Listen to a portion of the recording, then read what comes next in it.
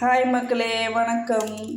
இன்றைக்கி ரேஷன் பச்சரிசியில் தக்காளி சாதம் பிரியாணி ஸ்டைலில் எப்படி செய்யலான்னு பார்ப்போம். வாங்க வீடியோக்குள்ளே போவோம். இந்த கப்பில் நான் 1.5 கப்பு அரிசி எடுத்துருக்கேங்க. இதை நல்லா சுத்தமாக கழுவிட்டு வந்துடலாம். ஃபஸ்ட்டு அவ்வளோதாங்க, நல்லா கழுவியாச்சு பாருங்கள். நல்லா சுத்தமாக கழுவியாச்சு. இந்த 1.5 கப்பு அரிசி இது ஒரு ஓரமாக இருக்கட்டும். என்னெல்லாம் தேவைன்னு பார்ப்போம். அடுத்து வெங்காயம் நல்லா பெரிய வெங்காயங்க. இது ஒரு 100 கிராம் வரும். இந்த ஒரு வெங்காயத்தை நான் அரிஞ்சு வச்சுருக்கேன். ஒரு 5 பச்சை மிளகா. இந்த பச்சை மிளகா காரம் தான், நம்ம வேறு எதுவுமே போட போகிறதில்ல. 1.5 கப்புக்கு 5, அதாவது 1.5 கப்புன்றது 400 கிராம் அரிசி வரும். நீங்கள் அரை கிலோ செய்கிறதா இருந்தால் 6 பச்சை மிளகா போடுங்க, கரெக்டாக இருக்கும். இஞ்சி பூண்டு பேஸ்ட்டு தட்டி வச்சுருக்கேன். இது 2 டீஸ்பூன் அளவு இருக்கும். ஒரு 5 பழம், பழுத்த பழமாக ஒரு 5 பழம் எடுத்திருக்கேன்.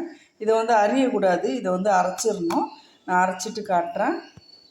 அடுத்து பட்டை, சோம்பு, ஏலக்காய், பிரியாணிக்கு போடுற மசாலா என்ன வீட்டில் இருக்கோ அதை போட்டுங்க. மெயினானது பட்டை, லவங்கம், ஏலக்காய் இருந்தால் மட்டும், அது இருந்தால் மட்டும் போட்டுங்க. இல்லை மற்ற பொருள் இருந்தாலும் போடலாம் தாராளமாக. அடுத்து புதினாவும் மல்லியும் எடுத்து வச்சுருக்கேன். இது இருக்கட்டும், இதை நம்ம அப்புறமா க்ளீன் பண்ணிக்கலாம். தக்காளி மிக்சி ஜாரில் அரிஞ்சு போட்டேன். இப்போ இதை அரைச்சிட்டு வந்துடலாம். அரைச்சாச்சுங்க.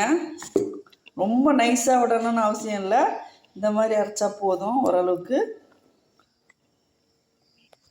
ஒரு குக்கரில் ஒரு 75 மில்லி ஆயில் ஊற்றிக்கிட்டேன்.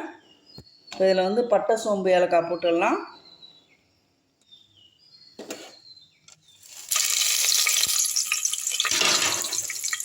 அடுத்து வெங்காயம் போட்டுருவோம்.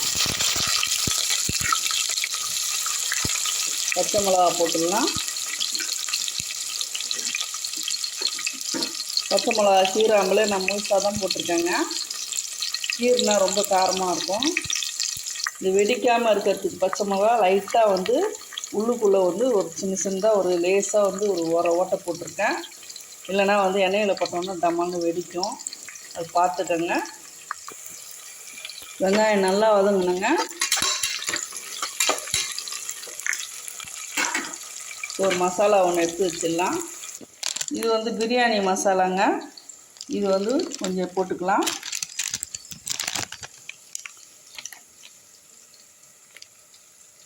நான் ஒரு 1.5 டீஸ்பூன் அளவு எடுத்துருக்கேங்க. இது இருக்கட்டும். வெங்காயம் ஓரளவுக்கு வதங்கிடுச்சு. நம்ம இதில் இஞ்சி பூண்டு பேஸ்ட்டு 2 ஸ்பூன் அளவு இருக்குது, போட்டுக்கலாம். நல்லா பச்சை வாசனை போகிற அளவுக்கு நல்லா வதக்கி விட்டுருவோம்.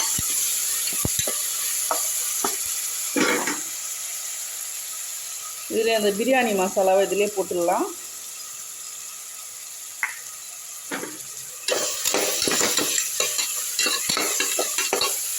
பிரியாணி சுவையில் இருக்குங்க, டேஸ்ட்டு சூப்பராக இருக்கும். ட்ரை பண்ணி பாருங்கள்.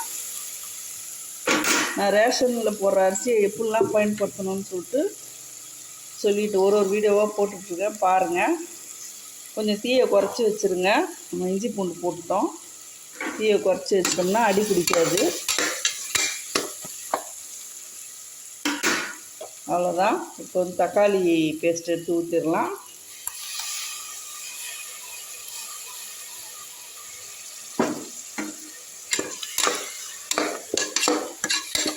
நல்லா பச்சை வாசனை போகிற அளவுக்கு கொஞ்சம் நேரம் நல்லா வதங்கட்டும். அதுக்குள்ளே நம்ம தண்ணி எடுத்து வச்சுக்கலாம். புதினாவும் மல்லியும் நல்லா க்ளீன் பண்ணியாச்சு. தண்ணியில் ஊற போட்டிருக்கேன். தக்காளி வதங்குறவர்களும் இருக்கட்டும். நல்லா வதக்கி வச்சிடலாம். பிரியாணிக்கு போகிற எல்லாமே போடணுங்க. ஆனால் தயிர், லெமன் இதெல்லாம் போட தேவையில்லை. இஞ்சி பூண்டு பேஸ்ட்டு கொஞ்சம் தூக்கலாக போட்டுக்கணும். 2 டீஸ்பூன் அளவு போட்டிருக்கேன். தக்காளி இன்னும் ஒரு நிமிஷத்தில் வதங்கிடும். அதுக்குள்ளே நம்ம இதிலே புதினா போட்டுக்கலாம். புதினாவும் மல்லியும் போட்டுக்கலாம். நல்லா ஒரு 2 கைப்பிடி அளவு போட்டுங்க. இதுதான் அந்த ஃப்ளேவர் கொடுக்கும் நல்லா. மஞ்சள்தூள்லாம் போட வேண்டாங்க. இந்த நேச்சுரல் தக்காளி கலராகவே இருக்கட்டும். மஞ்சள்தூளும் போட வேண்டாம், கேசரி பவுட்ரு எதுவுமே போட வேண்டாம். நேச்சுரலாகவே இருக்கட்டும் கலர். ஒரு நிமிஷம் ஆகட்டும்.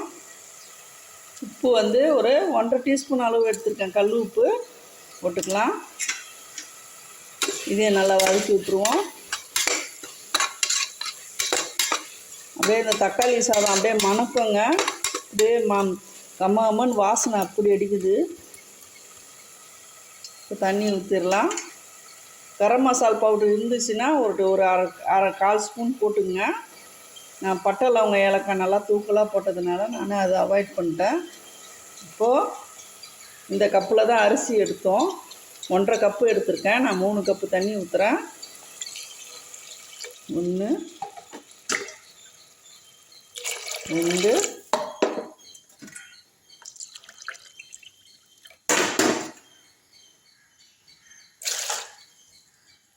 3 கப்பு ஊற்றியாச்சு. தண்ணி நல்லா கொதிக்கட்டும். கொஞ்ச நேரம் மூடி வைப்போம், கொதி வரட்டும்.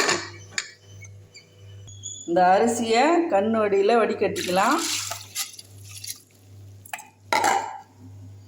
பாசுமதி அரிசியாக இருந்தால் தாங்க 20 நிமிஷம் ஊற வைப்பாங்க.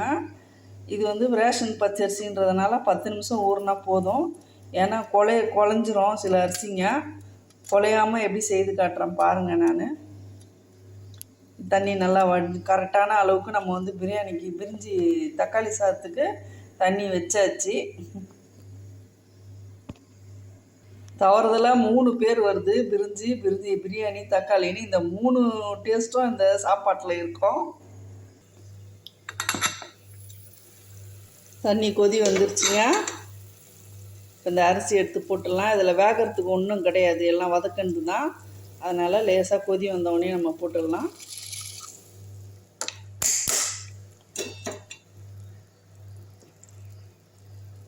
லைட்டாக கிண்டி விட்டுருவோம்.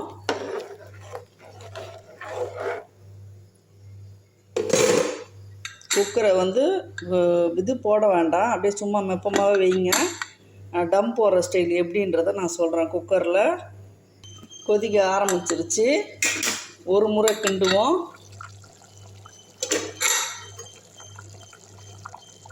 இப்படி நல்லா சலசலன்னு கொதிக்கணுங்க.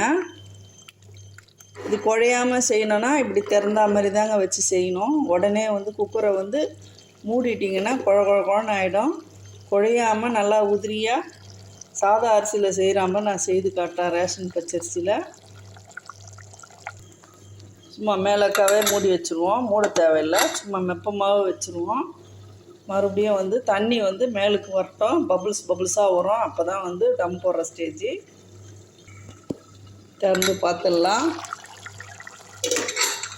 1 நிமிஷத்தில் டம் போடுற ஸ்டேஜ் வந்துடும். லைட்டாக வந்து கிண்டி விடுங்க.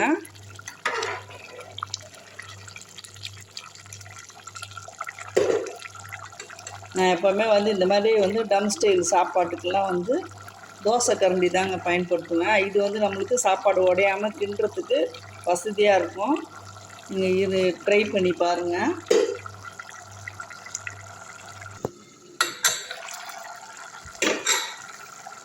இப்போது ஒரு கைப்பிடி அளவு இதில் வந்து புதினா போட்டுக்கலாம்.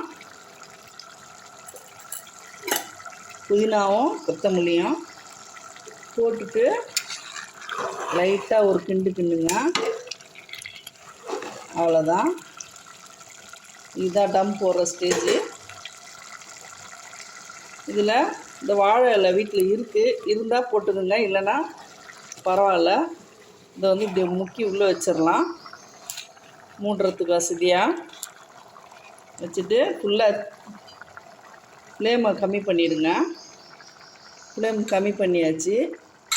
கம்மி பண்ணிவிட்டு குக்கரை வந்து க்ளோஸ் பண்ணிவிடுங்க. குக்கர் க்ளோஸ் பண்ணிட்டீங்களா? அடுத்து வந்து ஃப்ளேம் ஃபுல்லாக கம்மியில் தான் இருக்கணும்.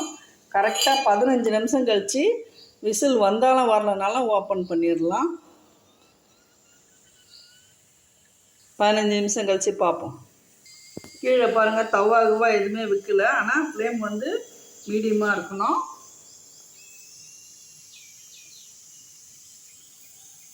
பாருங்கள், 15 நிமிஷம் ஆயிடுச்சுங்க. திறந்துடலாம்.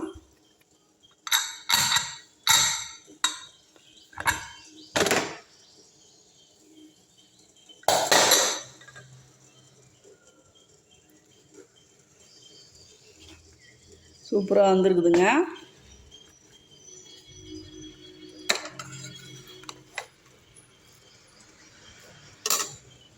நல்லா வெந்திருக்கு, உதிரி உதிரியாக வந்திருக்கு. அவ்வளோதாங்க, ரெடி ஆயிடுச்சு பாருங்கள். இது ஆறினோன்னு நல்லா உதிரி உதிரியாக ஆகிடும் சாப்பாடு. தட்டில் எடுத்து வச்சிடலாம்.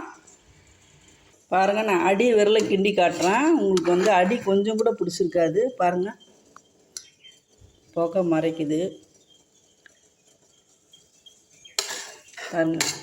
கொஞ்சம் கூட பிடிக்கல பார்த்தீங்களா? அடி நடுவுலையும் பிடிக்கல. நான் சாப்பாடை வந்து நடுவுலையும் கிண்டி காட்டுறேன். பாருங்கள், அடி கொஞ்சம் கூட பிடிக்கலங்க. இந்த ஸ்டைலில் பண்ணிங்கன்னா கொஞ்சம் கூட அடி பிடிக்காது. இப்போ ஒரு பிளேட்டில் வச்சிடலாம் சாப்பாடை.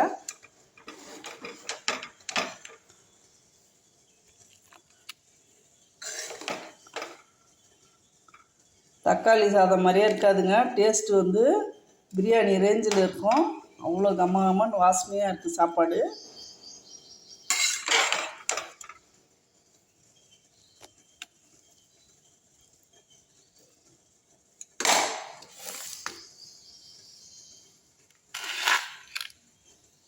வீட்டில் வாழை இலை இருந்துச்சு, நான் அந்த மாதிரி கட் பண்ணி வச்சுருக்கிறேன். வீட்டில் இலை இருந்துச்சுன்னா வேஸ்ட்டு பண்ணாதீங்க. இந்த மாதிரி ரவுண்டாக கட் பண்ணி நீங்கள் யூஸ் பண்ணலாம். எந்த கலரும் போடலைங்க. ஃபுட் கலர் யூஸ் பண்ணாதீங்க, அது உடம்புக்கு கெடுதல். இந்த வீடியோ உங்களுக்கு ரொம்ப பிடிச்சிருக்கும்னு நினைக்கிறேன். ரேஷன் அரிசியில் இவ்வளோ பிரமாதமாக வந்து ஒரு சாதம் வந்திருக்குன்னா கொஞ்சமாக சாப்பிட்டு பார்ப்போம். அப்பா, அடடடா, சூப்பராக இருக்குங்க. கண்டிப்பாக நீங்கள் ட்ரை பண்ணுங்கள். இந்த வீடியோ உங்களுக்கு ரொம்ப பிடிச்சிருக்கோன்னு நினைக்கிறேன். வீடியோ பிடிச்சிருந்தா லைக் பண்ணுங்கள், ஷேர் பண்ணுங்கள், சப்ஸ்கிரைப் பண்ண மறக்காதீங்க. தேங்க்யூ மக்களே.